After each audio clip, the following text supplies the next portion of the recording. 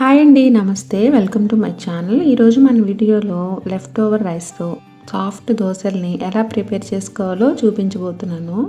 మనం రైస్ మిగిలిపోయినప్పుడు ఎప్పుడు పడేస్తూ అలా ఉంటాం కదా, అలా చేయకుండా మంచి సాఫ్ట్ దోశలను అయితే ప్రిపేర్ చేసుకోవచ్చండి. మరి ఇది ఎలా చేయాలో చూసేద్దామా. దీనికోసం లెఫ్ట్ ఓవర్ రైస్ని అయితే తీసుకున్నాను. ఇది నైట్ మిగిలిన రైస్ అయినా లేదంటే ఆఫ్టర్నూన్ మిగిలిన రైస్ని నైట్ డిన్నర్లోకి దోశలాగైనా వేయచ్చు అనమాట. ఒక కప్పు రైస్కి యాక్చువల్గా ఒక కప్పు బొంబాయి రవ్వ తీసుకోవాలి. నేను ఇక్కడ హాఫ్ కప్ తీసుకున్నాను. రిమైనింగ్ హాఫ్ కప్ నేను రైస్ ఫ్లోర్ వేస్తున్నాను అనమాట. ఇక్కడ రైస్ ఫ్లోర్ లేకపోతే మీరు బొంబాయి రవ్వని ఒక కప్పు రైస్కి ఒక కప్పు బొంబాయి రవ్వ వేసుకోవచ్చు. ఇంకా ఒక కప్పు పెరుగు కూడా వేసుకోవాలన్నమాట. నేను ఇక్కడ ఇప్పుడు ఇదైతే మిక్సీ జార్లో వేసుకొని గ్రైండ్ చేసుకుంటున్నాను. ఈ ఒక కప్పు రైస్ని ఇలా మిక్సీ జార్లో వేసుకోవాలి. రైస్ ఫ్లోర్ని నేను ఇది మొత్తం మిక్సీ చేసిన తర్వాత యాడ్ చేసుకుంటాను అనమాట. ఇప్పుడు ఇందులో హాఫ్ కప్పు వరకు బొంబాయి రవ్వ యాడ్ చేస్తున్నాను. అన్నీ ఇందులోనే వేసేయాలండి, పెద్ద ప్రాసెస్ ఏమి ఉండదు, కేవలం 10 మినిట్స్లో అయిపోతుంది. ఇప్పుడు ఒక కప్పు పెరుగునైతే తీసుకుంటున్నాను. పెరుగు మనకు పుల్లటి పెరుగు అయితే ఇంకా బాగా వస్తాయండి. ఇన్స్టెంట్గా ప్రిపేర్ చేసుకుంటాం కాబట్టి ఈ పిండి అనేది మనకు ఫర్మెంటేషన్ అయి ఉండదు కాబట్టి పుల్లటి పెరుగు అయితే చాలా బాగా వస్తుంది. ఇంకా రుచికి సరిపడా ఉప్పు, ఒక హాఫ్ టీ స్పూన్ వరకు వంట సోడా, కాస్త వాటర్ వేసుకొని మెత్తగా గ్రైండ్ చేసుకోవాలన్నమాట. దీన్నైతే మరీ పలచగా లేకుండా కాస్త మందంగానే ఉండాలన్నమాట. ఇడ్లీ పిండి ఎలా ఉంటుందో అలా ఉండాలన్నమాట. మరీ పలచగా చేసుకోకూడదు. దోశలు అయితే మళ్ళీ ప్యాన్కి అంటుకుపోతాయి అన్నమాట పలచగా చేసుకుంటే. కన్సిస్టెన్సీ మనకు థిక్గానే ఉండాలి ఈ బ్యాటర్ అనేది. మనం ఇక్కడ హాఫ్ కప్పు బొంబాయి రవ్వ వేసాం కాబట్టి నేను ఒక 2 టీ స్పూన్ల వరకు రైస్ ఫ్లోర్ వేసుకుంటున్నాను అనమాట. మీకు రైస్ ఫ్లోర్ లేనప్పుడు మీరు బొంబాయి రవ్వని ఒక కప్పు రైస్కి ఒక కప్పు బొంబాయి రవ్వని మిక్సీ చేసి తీసుకోవచ్చు. లేదంటే ఇది ప్లేస్లో రైస్ ఫ్లోర్ ప్లేస్లో మైదా కానీ గోధుమ పిండి కానీ ఏదన్నా వేసుకోవచ్చు అనమాట, దోశ కోసం కాబట్టి. కానీ ఇడ్లీ కోసం అయితే మీరు ఇక్కడ ఖచ్చితంగా బొంబాయి రవ్వ ఒక కప్పు రైస్కి ఒక కప్పు బొంబాయి రవ్వ వేసుకోవాలి. ఇదే పిండితో మనకు ఇడ్లీ కూడా వస్తుందండి.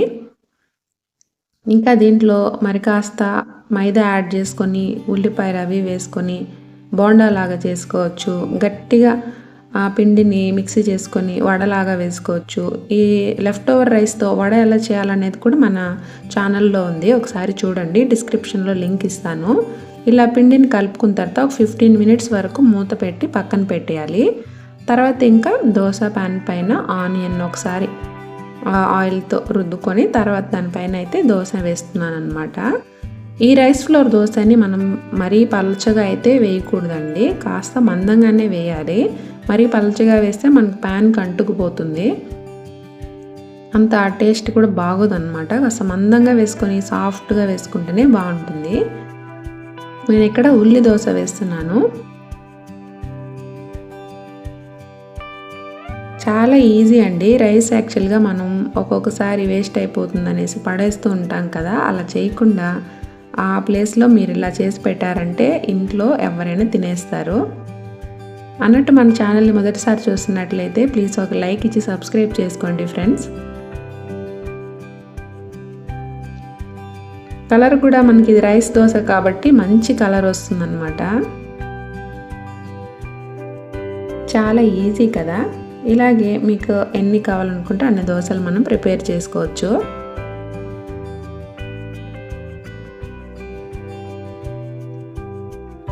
అసలు ఎలాంటి పప్పులు నానబెట్టాల్సిన అవసరం లేదండి, చాలా ఈజీ అనమాట. ఎప్పుడైనా మనకి ఇంట్లో ఇడ్లీ పిండి ఇలా అయిపోయినప్పుడు ఇలా రైస్ మనం వండి కూడా నెక్స్ట్ డేకి ఇలా ప్లాన్ చేసుకోవచ్చు అనమాట. ఆ రైస్ని మిక్సీ చేసుకొని ఇలా వేసుకోవచ్చు. ఒక్కొక్కసారి పిండి లేనప్పుడు అలా అన్నమాట చెప్తున్నాను. దీనైతే నేను టమోటో పికిల్తో సర్వ్ చేసుకుంటున్నాను. ఈ టమోటో నిల్వ పచ్చడి కూడా చాలా బాగుంటుందండి, ఇడ్లీలో కానీ దోశలో కానీ రైస్లో కానీ. ఇది కూడా ఎలా చేయాలో మన ఛానల్లో ఉంది, కావాలంటే ఒకసారి చెక్ చేయండి. సూపర్ టేస్టీగా ఉంటుంది టమోటో పచ్చడి కూడా. ఈ వీడియో మీకు నచ్చిందని అనుకుంటున్నాను. నచ్చినట్లయితే మన ఛానల్ని విజిట్ చేసి మీకు నచ్చితేనే మన ఛానల్ని సబ్స్క్రైబ్ చేసుకోండి. థ్యాంక్స్ ఫర్ వాచింగ్ అండి.